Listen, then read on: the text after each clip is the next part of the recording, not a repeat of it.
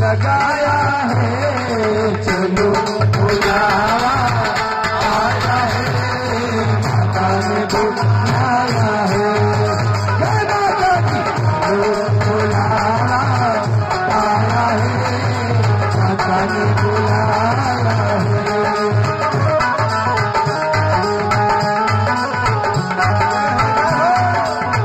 बोल सच्चे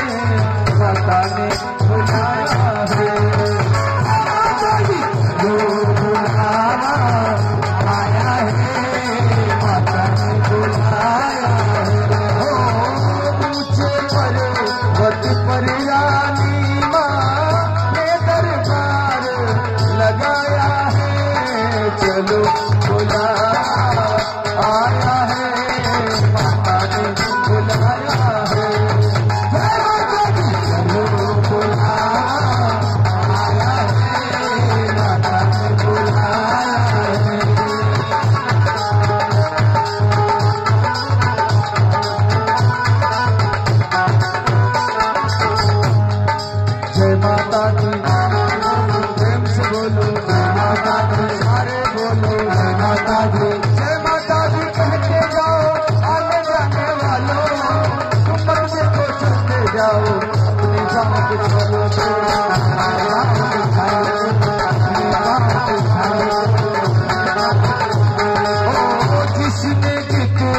ना दर्द सहा है चैन भी उतना पाया है चलो बुलावा आया है माता ने बुलाया है चलो बुलावा आया है माता ने बुलाया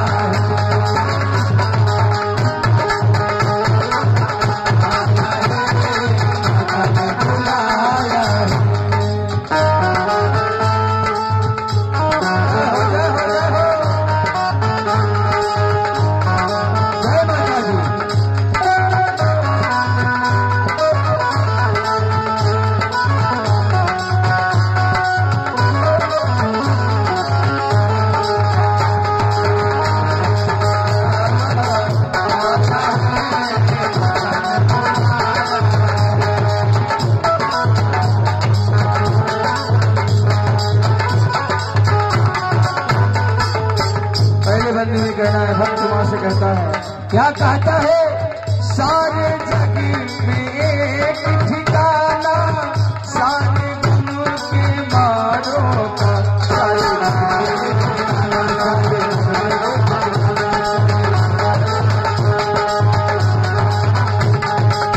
रास्ता ढूंढ रही है माता अपनी आँख के तारों को रास्ता ढूंढ रही है माता ढूंढ रही है माता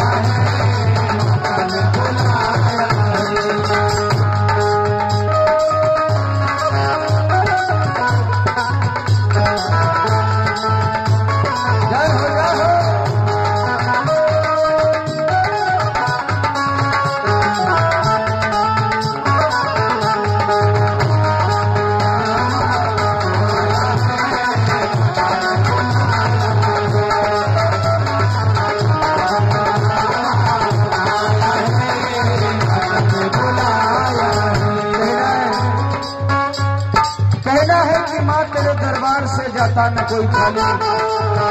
सदा सहायक तू ही रहना मैया बीड़ा वाली। भक्त माँ से कहता है, क्या कहता है, वैष्णो देवी